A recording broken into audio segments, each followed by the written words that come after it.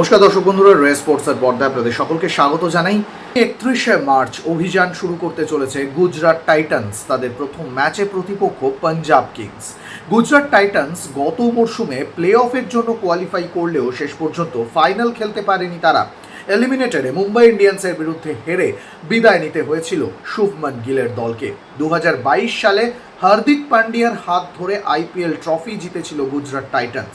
তারপর এখনও পর্যন্ত ট্রফি জিততে পারেনি। 2026 আইপিএল অত্যন্ত গুরুত্বপূর্ণ গুজরাট টাইটান্সের জন্য, সেই সঙ্গে গুজরাট টাইটান্সের পাশাপাশি শুভমান গিলের জন্যও অত্যন্ত গুরুত্বপূর্ণ এই আইপিএল মরশুমটা, কারণ 2025 সালটা অত্যন্ত অর্থবহ ছিল শুভমান গিলের জন্য। ব্যাট হাতে যেমন জাতীয় দলের হয়ে রান পেয়েছেন, তেমনই অধিনায়কত্ব পেয়েছেন ভারতীয় দলের, আর সেই সঙ্গে সঙ্গে দায়িত্ব বেড়েছে শুভমান গিলের। এবার কি গুজরাট টাইটান্সের হয়ে প্রথম ট্রফিটা জিততে পারবেন শুভমান গিল? অধিনায়ক হিসেবে তার দায়িত্ব অনেক, কিন্তু মরশুম শুরুর আগে ঠিক কোথায় দাঁড়িয়ে রয়েছে গুজরাট টাইটান্স?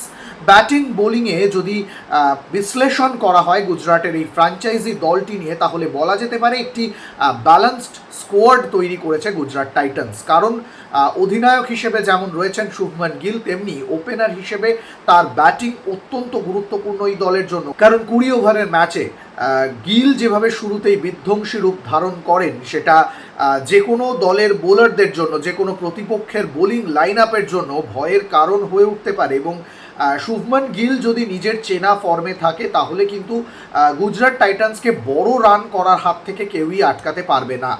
পাশাপাশি এটাও বলা যেতে পারে গুজরাট টাইটান্স এমন একটা দল যেখানে ওপেনিং জুটিটা অনেক অর্থবহ ভূমিকা পালন করেছে অতীতেও, এবং ভবিষ্যতেও যে সেটা করবে বলাই যায়। তবে শুভমান গিলের উপর কিন্তু একটা বাড়তি দায়িত্ব থাকবে। তিনি সদ্য টি20 বিশ্বকাপে অংশ নেননি, দলে ছিলেন না, এবং আগামী বিশ্বকাপের আগে তাকে কিন্তু দলে জায়গা হয়তো করে নেওয়ার কোনো লড়াই থাকবে না, কিন্তু রানে ফিরতে হবে যাতে তিনি নিজেকে প্রমাণ করতে পারেন, নিজেকে তৈরি রাখতে পারেন বিশ্বকাপের জন্য। এবং সেই কারণ হিসেবে এই আইপিএলটা অত্যন্ত গুরুত্বপূর্ণ গিলের জন্য।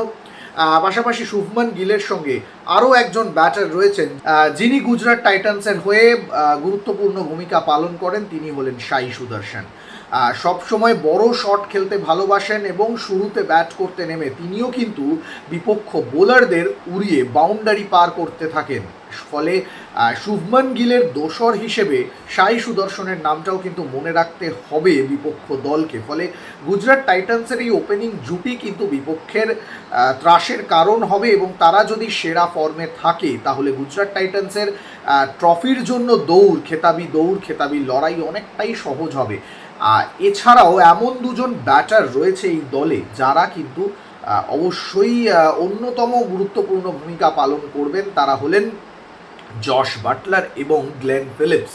ইতিমধ্যেই তারা চলে এসেছেন, দলের সঙ্গে অনুশীলন শুরু করেছেন, এবং আমরা অতীতেও দেখেছি যে আইপিএলে জশ বাটলারের ব্যাট হাতে ঝড় দেখেছি, গ্লেন ফিলিপসের আমরা ঝোড়ো ইনিংস দেখেছি, যিনি অনেক কম বল নিয়ে বেশি রান করতে পারেন এবং চাপের মুহূর্তে খুব ভালো ইনিংস খেলেন। মূলত রান তাড়া করার ক্ষেত্রে গ্লেন ফিলিপসের মতো ব্যাটারের কিন্তু জুড়ি মেলা ভার। তাই যে জায়গাটায় তিনি ব্যাট করতে নামেন সেটা অত্যন্ত গুরুত্বপূর্ণ একটা পজিশন, এবং সেই জায়গায় নেমে গ্লেন ফিলিপস কিন্তু দলের পরবর্তী সারির ব্যাটারদের চাপ কমিয়ে দেন এবং অধিনায়কের ভরসা হয়ে উঠতে পারেন। পাশাপাশি জশ বাটলারও কিন্তু এমনই একজন আক্রমণাত্মক ক্রিকেটার যিনি বড় শট খেলেন, বড় রান করেন, এবং দলের ক্রাইসিস পিরিয়ডে কিন্তু হিরো হয়ে ওঠার মতো একজন প্লেয়ার হলেন জশ বাটলার। ফলে এই দুই ব্যাটারের ওপর কিন্তু একটা বাড়তি ভরসা থাকবে।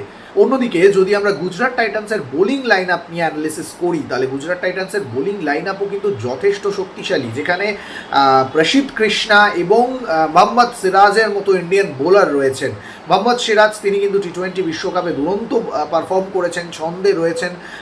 আইপিএলেও এর আগে আমরা দেখেছি যে শুরুর দিকের ওভারে মোহাম্মদ সিরাজ উইকেট তুলে নিতে ভালোবাসেন। তিনি কিন্তু মূলত পাওয়ার প্লে বোলার, এবং পাওয়ার প্লের সময় কিন্তু ব্যাটারদেরকে একটু চাপে রাখেন। উল্টো দিকে প্রসিদ্ধ কৃষ্ণা স্লগ ওভারে ভালো বল করেন, শেষের দিকে এসে রান চেপে দেন, গুরুত্বপূর্ণ সময়ে উইকেট তুলে নেন। তবে অভিজ্ঞতা কম হলেও এই দুই বোলারের ওপর কিন্তু অবশ্যই শুভমান গিলের একটা বাড়তি ভরসা থাকবে। আর যদি গুজরাট টাইটান্সের পেস আক্রমণের অস্ত্র কেউ হয়ে থাকে তিনি কাগিজো রাবাদা।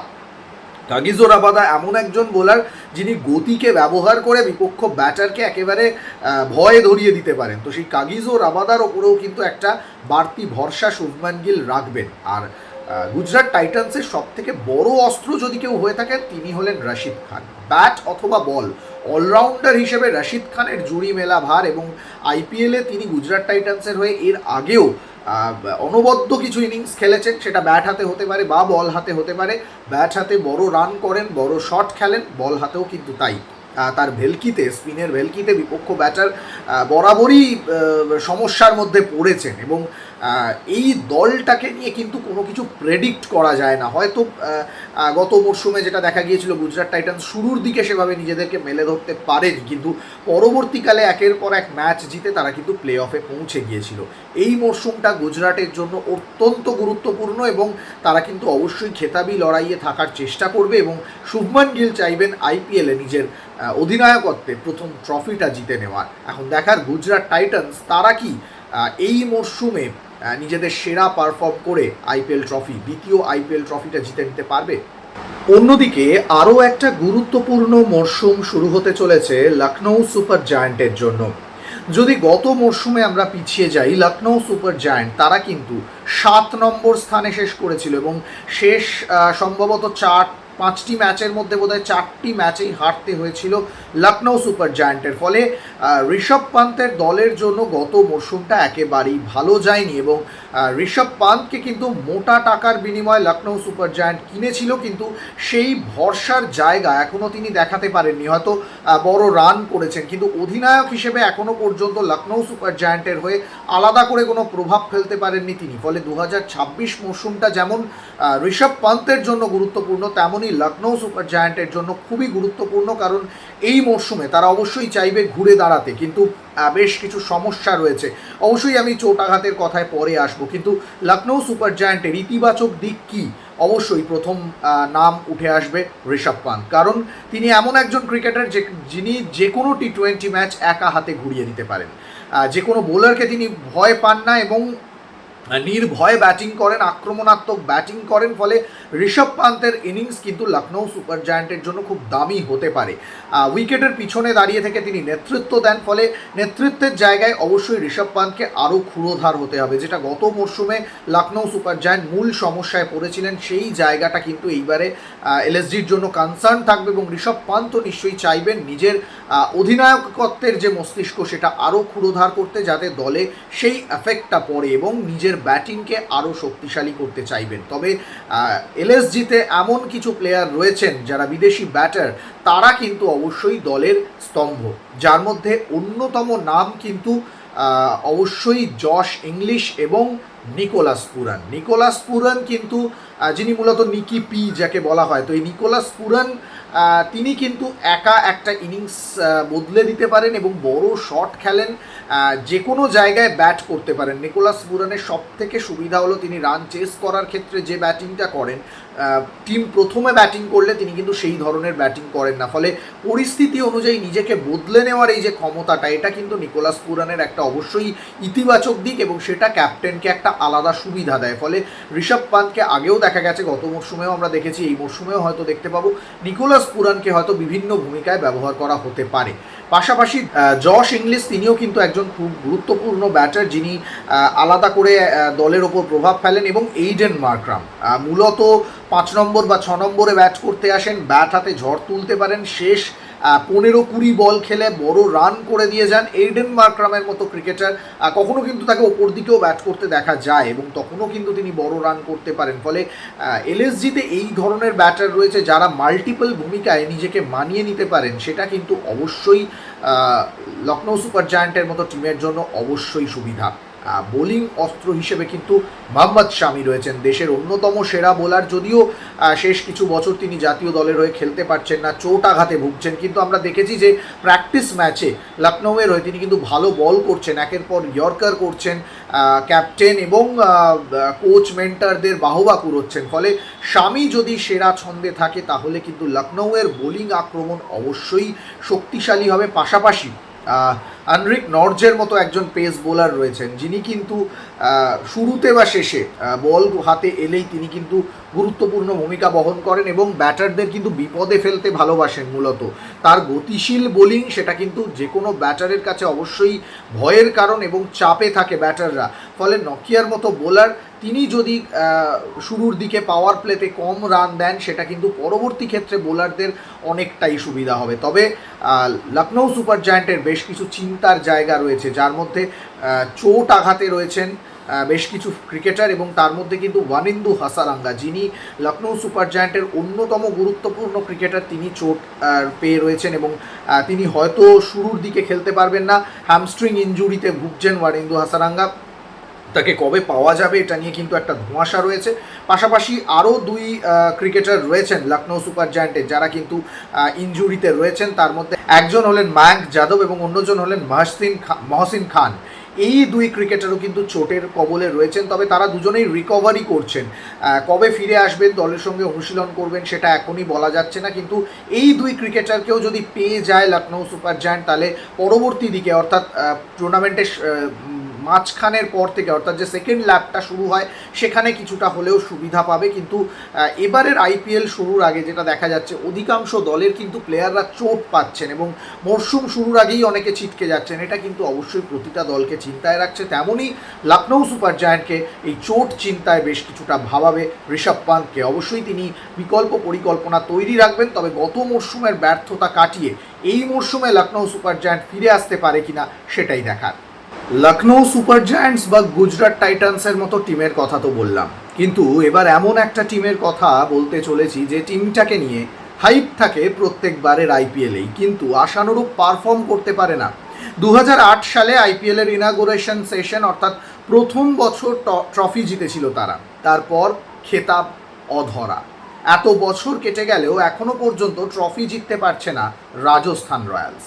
প্রত্যেক বছর তারা ভালো দল গঠন করে, কিন্তু মরশুম শুরুতে যে স্পার্ক থাকে টিমটার মধ্যে, মরশুমের শেষে সেই স্পার্কটা কোথায় যেন হারিয়ে যায়। 2025 মরশুম একেবারে লিগ টেবিলের তলানিতে শেষ করেছিল রাজস্থান রয়্যালস। 2026 মরশুমে ছবিটা কি বদলাবে? যদিও একাধিক তরুণ ক্রিকেটার এবারে দলে ইনক্লুশন ঘটেছে এবং রাজস্থান রয়্যালসের টিমটা কিন্তু অন্যান্য দলের কাছে ঈর্ষণীয়। তারা যে দল গঠন করেছে, যদি আমরা ব্যাটিংয়ের দিকটা দেখি, তাহলে কিন্তু বৈভব সূর্যবংশী রয়েছে, তিনি গত মরশুমেও আইপিএলে নজর কেড়েছিলেন।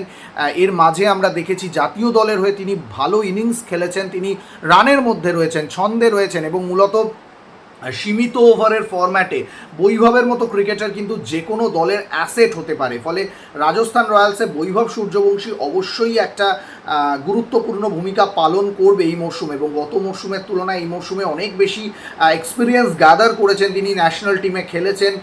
ফলে তার যে অভিজ্ঞতা, কিছুটা হলেও যে অভিজ্ঞতা বেড়েছে, সেটা অবশ্যই কাজে লাগবে এবং সূর্যবংশীর মতো একজন হার্ড হিটার, একজন অ্যাটাকিং ক্রিকেটার অবশ্যই রাজস্থান রয়্যালসের গুরুত্বপূর্ণ ভূমিকা হতে পারে। অন্যদিকে শুভম দুবের মতো একজন তরুণ ক্রিকেটার রয়েছে। পাশাপাশি যদি আমরা দেখি, হার্ড হিটার কিন্তু সিমরান হেটমায়ার রয়েছে এবং ইন্ডিয়ান টিমের অন্যতম সেরা একজন ওপেনার যশস্বী জয়সওয়াল রয়েছে, যিনি যে কোনো কন্ডিশনে নিজেকে খুব ভালো অ্যাবজর্ভ করাতে পারেন। সেটা হোক বড় রানের ম্যাচ, বড় রান চেস করতে হচ্ছে, সেখানে যশস্বী জয়সওয়াল যেমন বড় রান চেস করতে পারেন, তেমনই যদি আমরা দেখি কোনো ক্রাইসিস পিরিয়ড যেখানে উইকেট পড়ে যাচ্ছে, একদিক থেকে উইকেট ধরতে হবে এবং রান করতে হবে, যশস্বী জয়সওয়াল সেখানেও কিন্তু খুব গুরুত্বপূর্ণ একজন প্লেয়ার হয়ে উঠতে পারেন। ফলে জয়সওয়ালের ওপর একটা আলাদা দায়িত্ব থাকবে এবং তিনি কিন্তু এই দলের অন্যতম স্তম্ভ বলা যেতে পারে, কারণ যে জায়গায় তিনি মূলত ওপেন করতে আসেন এবং ওপেন করতে এসে বেশিরভাগ ম্যাচেই কিন্তু একটা ভালো স্টেজ সেট করে দিয়ে যান। ফলে 2026 মরশুম যদি ট্রফি খরা কাটাতে চায় রাজস্থান রয়্যালস, তাহলে অবশ্যই জয়সওয়ালকে আরও বেশি করে জ্বলে উঠতে হবে এবং সেই সঙ্গে সিমরান হেটমায়ারের মতো একজন হার্ড হিটার রয়েছে। যদি আমরা তার ব্যাটিং দেখি, তিনি কিন্তু মাঝের সারিতে ব্যাট করতে নেমে অনেকটা রান দ্রুত গতিতে এগিয়ে দিতে পারেন। রান চেস করতে নেমে কিন্তু স্ট্রাইক রেট, যেটা আস্কিং রেট থাকে, সেই আস্কিং রেটকে কমিয়ে দিতে পারেন। ফলে সিমরান হেটমায়ার অবশ্যই গুরুত্বপূর্ণ হতে পারেন। ধ্রুব জুরেলের মতো তরুণ উইকেট কিপার রয়েছে, তিনিও কিন্তু ব্যাট হাতে জ্বলে ওঠার মতো একজন ক্রিকেটার। রিয়ান পরাগ রয়েছেন, রিয়ান পরাগ কিন্তু শুরুর দিকে ব্যাট করতে নামেন, বড় রান করেন রিয়ান পরাগ, তাকেও কিন্তু অবশ্যই ইতিবাচকভাবে ব্যবহার করবেন। এছাড়াও যদি আমরা বোলিংয়ের দিকটা দেখি, সেখানেও কিন্তু জোফরা আর্চারের মতো একজন নামী বোলার রয়েছেন, যিনি কিন্তু একা ম্যাচের হাল ধরতে পারেন। আবার উল্টো দিকে জুনিয়র বোলার হিসেবে কিন্তু তুষার দেশপান্ডের মতো ভালো বোলার রয়েছেন। এছাড়াও যদি আমরা দেখি সন্দীপ শর্মা রয়েছেন, নন্দ্রে বার্গার রয়েছেন, এমন কিছু বোলার রয়েছেন, মানে বিদেশি এবং দেশির কম্বিনেশনে যে টিমটা গড়া হয়েছে, হয়তো বলা যাবে না খুব শক্তিশালী দল, কিন্তু একটা ব্যালেন্স মেনটেন করার চেষ্টা করা হয়েছে, যেখানে কিন্তু তরুণ প্রতিভার ওপর জোর দেওয়া হচ্ছে এবং এই তরুণ প্রতিভারা কতটা নিজেদেরকে মেলে ধরতে পারবেন আসন্ন আইপিএলে, তার উপরেই ডিপেন্ড করছে রাজস্থান রয়্যালসের সাফল্য। সব মিলিয়ে এবারের আইপিএলে রাজস্থান রয়্যালস কি ডার্ক হর্স হয়ে উঠতে পারবে, সেটাই এখন দেখার। আইপিএলের বিশেষ প্রতিবেদন নিয়ে আমি সৌরভ মুখার্জি, রে স্পোর্টস।